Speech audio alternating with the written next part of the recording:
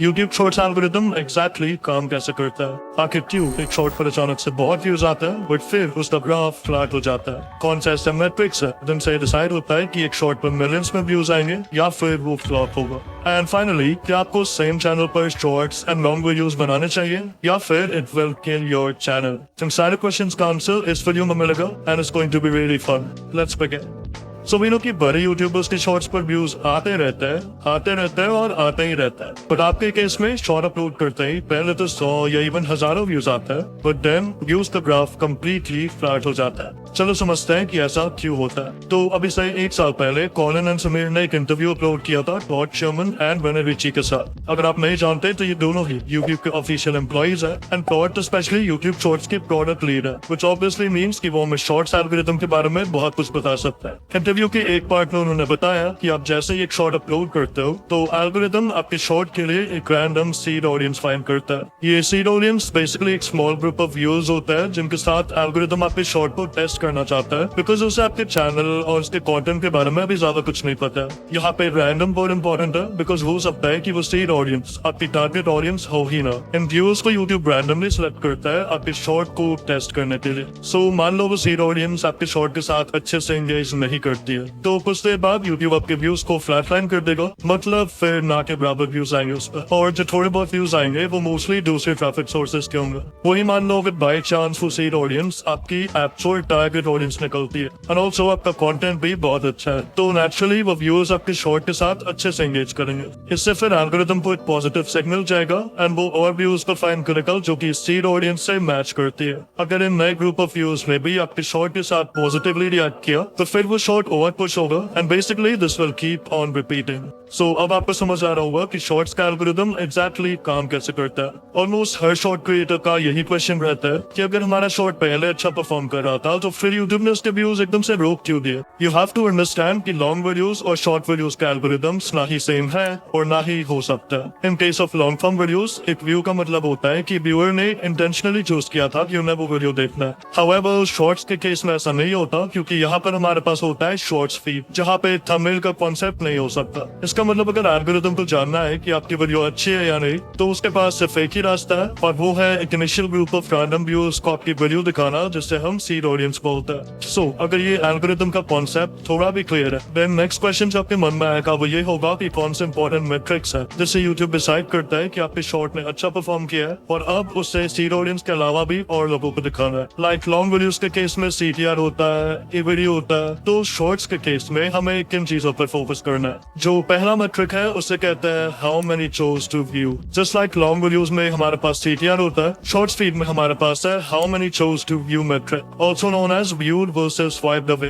ये आपको बताएगा कि कितने परसेंटेज ऑफ व्यूअर्स आपके शॉर्ट को देखने के लिए रुके और कितनों ने देखने से पहले ही उसे स्वाइप कर दिया। जितने परसेंटेज ऑफ व्यूअर्स शॉर्ट देखने के लिए रुकेंगे, ऑफ कोर्स सिर्फ उनके व्यूज काउंट होंगे। यहाँ पर शायद आपके मन में ये भी क्वेश्चन आए कि एक व्यूअर को शॉर्ट कितने सेकंड्स तक देखना हुआ जिससे एक व्यू काउंट हो। तो ये क्वेश्चन कॉलिन ने भी इंटरव्यू में पूछा था, जिसके रिप्लाई में टॉड ने कहा कि यूट्यूब ने आज तक पब्लिकली कभी नहीं बताया कि what count as a view, so वो एग्जैक्टली तो नहीं बता सकते। बट हाँ, जो एल्गोरिथम है वो इंटेंशनैलिटी मेजर करने की कोशिश करता है, यानी कि अगर उसे लगता है कि व्यूअर इंटेंशनली रुका है वीडियो देखने के लिए, तभी जाकर वो उस व्यू को रजिस्टर करेगा, अदरवाइज डिस्कार्ड कर देगा। फिर नेक्स्ट क्वेश्चन है कि ये viewed versus swipe away percentage कितना होना चाहिए। तो आप लोग पैरी हैलोवे को जानते होंगे, he is a YouTube strategist and ये बहुत सारे बड़े क्रिएटर्स के साथ काम कर चुके हैं, इंक्लूडिंग मिस्टर बीस्ट। तो पिछले साल पैरी और उनकी टीम में एक स्टडी कंडक्ट किया था, जहां उन्होंने 5000 से ज्यादा शॉर्ट्स को स्टडी किया across 33 YouTube channels in different niches. According to study, shorts जिनका व्यूड परसेंटेज 60% और उससे कम था, उन शॉर्ट्स ने उतना अच्छा परफॉर्म नहीं किया। जो बेस्ट परफॉर्मिंग शॉर्ट्स थे, जो बहुत वायरल हुए, उनका व्यूड परसेंटेज ऑन एवरेज 70 से 90% के बीच में था। अगेन ये सिर्फ एक स्टडी है, so I recommend you to not obsess over these numbers, but हाँ, इससे एक रफ आइडिया ले सकते हैं कि अगर आपका व्यूड परसेंटेज 80% या फिर उससे ज्यादा है, then there is a high chance कि आपका शॉर्ट वायरल होगा। इवन मैंने पर्सनली जितने भी वायरल शॉर्ट्स का एनालिटिक देखा है, उन सबका व्यूड परसेंटेज 75 के ऊपर रहता है। नाउ आई नो कि मैक्सिमम क्रिएटर्स जो इस वीडियो को देख रहे हैं, उनका viewed versus swipe away ratio इतना अच्छा नहीं है, तो आप समझते हैं कि इस नंबर को इंप्रूव कैसे करें। So as I said, long videos के केस में हमारे पास है CTR, वैसे ही शॉर्ट्स के केस में CTR का इक्विवेलेंट है how many choose to view. जब हमें CTR इंप्रूव करना होता है तो हम वर्क करते हैं वीडियो के टाइटल और थंबनेल पर, यानी कि वो चीज जो व्यूअर्स सबसे पहले देखता है। सो अगर शॉर्ट्स की बात करें तो कौन सी ऐसी चीजें जो व्यूअर्स सबसे पहले देखता है? You're right, उसके पहले 3 सेकंड्स। सो ये कहना गलत नहीं होगा कि आपके शॉर्ट के स्टार्ट के कुछ सेकंड्स यानी कि उसका हुक वही रोल प्ले करता है जो लॉन्ग वीडियोस के केस में टाइटल एंड थंबनेल का है। अब लॉन्ग वीडियो में तो हमारे पास 30 सेकंड्स होता है व्यूअर को हुक करने के लिए, शॉर्ट्स में हमारे पास है सिर्फ 3 seconds and this is why in दोनों फॉर्मेट्स में हुक क्रिएट करना is very different. But even though long form and shorts need different types of hooks, दोनों का फाउंडेशन सेम है एंड दैट इज कि आपको व्यूअर्स के माइंड में क्यूरियोसिटी स्पार्क करना है इन सम फॉर्म। ये क्यूरियोसिटी आप बहुत चीजों से क्रिएट कर सकते हो। For example, depending on the type of video you are creating, आप अपने हुक में कुछ लाइंस बोल सकते हो जिससे कोई भी व्यूअर जो माइंडलेसली स्क्रॉल किए जा रहा है वो इमीडिएटली रुक जाएगा। जैसे कि आप शॉर्ट के स्टार्ट में बोल सकते हो एक्स स्टॉप स्क्रॉलिंग। ये एक बहुत ही पॉपुलर हुक है जहाँ पर X is your target audience. Like मेरे चैनल की टारगेट ऑडियंस है यूट्यूबर्स। सो अगर मैं किसी भी टॉपिक पर शॉर्ट बना रहा हूँ तो उसके स्टार्ट में I can say YouTubers stop scrolling and ये एक बहुत ही अच्छे हुक का काम करेगा। फिर एक और लाइन है, आई एम श्योर आप ABC के बारे में नहीं जानते। यहाँ ABC को सिंपली उस चीज से रिप्लेस कर दो जिसके बारे में आपकी वीडियो है। एग्जाम्पल, आई एम श्योर आप इस यूट्यूब सेटिंग के बारे में नहीं जानते। आई एम श्योर आप इस रेसिपी के बारे में नहीं जानते। आई एम श्योर आप इस नए माइनक्राफ्ट अपडेट के बारे में नहीं जानते। बट जरूरी नहीं कि आप लोगों को कुछ बोल कर ही हुक करो, बिकॉज जितना पावरफुल एक लाइन होता है व्यूज का अटेंशन ग्रैब करने के लिए, उतना ही पावरफुल होता है एक इंट्रीगिंग विजुअल। इस पेंटिंग शॉट को देखो, इसमें आर्टिस्ट ने कैनवस के ऊपर बहुत ही अनयूजुअल वे में कलर्स को पोर्ट किया। बट शॉर्ट में कुछ सेकंड्स और आगे जाओगे तो यू विल सी कि आर्टिस्ट ने पूरा कैनवस ब्लैक पेंट कर दिया। अब अगर आर्टिस्ट चाहता तो नॉर्मली भी कैनवस को पूरा ब्लैक पेंट कर सकता था, बट शॉर्ट के फर्स्ट फ्रेम में कलर्स को ऐसे स्पेशल वे में रखने से व्यूअर्स के माइंड में क्यूरियोसिटी क्रिएट होती है कि ये पेंटिंग क्या है, आगे क्या बनने वाला है एंड सो ऑन। दिस से वो हुक हो जाता है। फिर कल ही शॉर्ट स्क्रॉल करते वक्त I came across this food channel. इसकी जो क्रिएटर है वो अपना ऑलमोस्ट हर शॉर्ट को स्टार्ट करती है by tossing ingredients in the air and catching it. अब आई डोंट नो कि वो ये इंटेंशनली करती है या नहीं, but this is a great way to create a visual hook.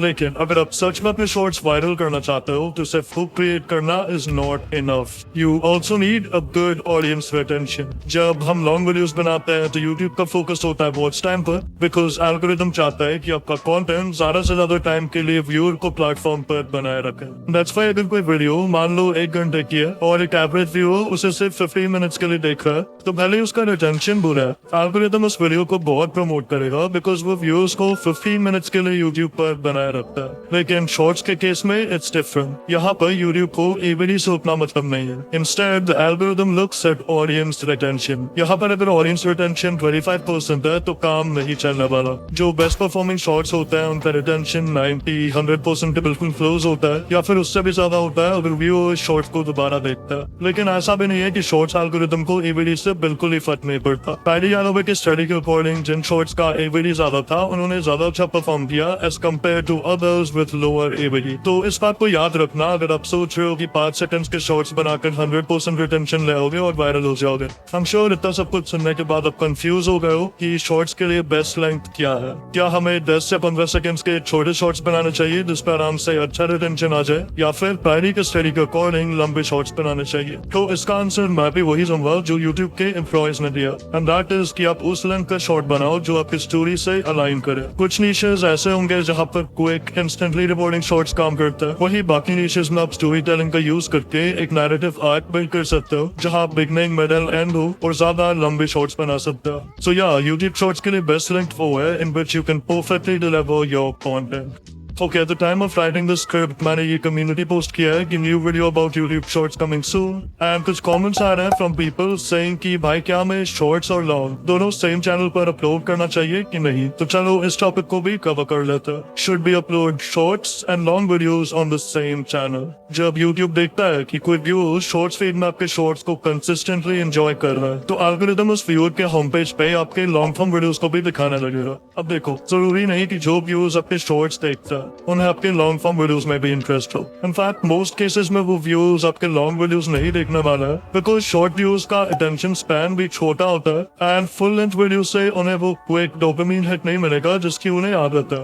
And this is a problem because जब ये शॉर्ट व्यूज आपके लॉन्ग वीडियोस पर क्लिक नहीं करेंगे तो उनका CTR नेगेटिवली इफेक्ट होगा। या लेट्स से उन्होंने इस वीडियो पर क्लिक कर भी दिया तो वो बहुत ही जल्दी वीडियो बंद कर देंगे बिकॉज उन्हें इसकी आदत नहीं है। एग्जाम्पल के लिए आप इस चैनल पर देखो, जेक Felman, he has 23 million subscribers, जहां इनके शॉर्ट्स पर कंसिस्टेंटली मिलियंस ऑफ व्यूज आते हैं, लॉन्ग वीडियोस पर मुश्किल से 20 के व्यूज कंप्लीट हो पाता है। Another channel is Dan Rhodes with 26 million subscribers, जहां इनके मोस्ट पॉपुलर शॉर्ट पे 800 million व्यूज है। The most viewed long form video only has 500K views. और YouTube पर ऐसे कितने सारे चैनल्स के एग्जांपल्स मिल जाएंगे जिनकी एक स्प्लिट ऑडियंस है।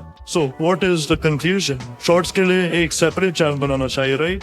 हाँ, अगर मैं होता तो एक दूसरा चैनल ही बनाता और मेरी पर्सनल एडवाइस यही होगी कि आप भी एक दूसरा चैनल बनाओ। लेकिन इसका मतलब ये नहीं है कि सेम चैनल पर लॉन्ग और शॉर्ट्स एक साथ डाल के ग्रो करना इम्पॉसिबल है। बहुत सारे चैनल्स हैं जो ऐसा करते हैं, for example daily dose of internet, and they are fairly successful. You can see इस चैनल पर लॉन्ग वीडियोस और शॉर्ट्स दोनों पर ही कंसिस्टेंटली मिलियंस ऑफ व्यूज आते हैं। The secret behind this is simple, इनके शॉर्ट्स और लॉन्ग वीडियोस दोनों को देखकर सेम फीलिंग आती है। इनफैक्ट इस चैनल के लॉन्ग वीडियोस एक तरह से शॉर्ट्स के कंपाइलेशन जैसे हैं, so they are like extended version of the shorts. More importantly इनके लॉन्ग वीडियोस की लेंथ भी उतनी बड़ी नहीं है, सो शॉर्ट्स व्यूज जो इंस्टेंट डोपामिन के लिए आता है वो भी इस पे क्लिक कर देता है। And so if you want to upload shorts and long videos on the same channel, then आप यहाँ से कुछ lessons ले सकते हो। Number 1, आपके shorts और long videos दोनों का content same होना चाहिए। Number 2, long videos और shorts दोनों की vibe same होनी चाहिए। This means आपके voice over का तरीका, editing style,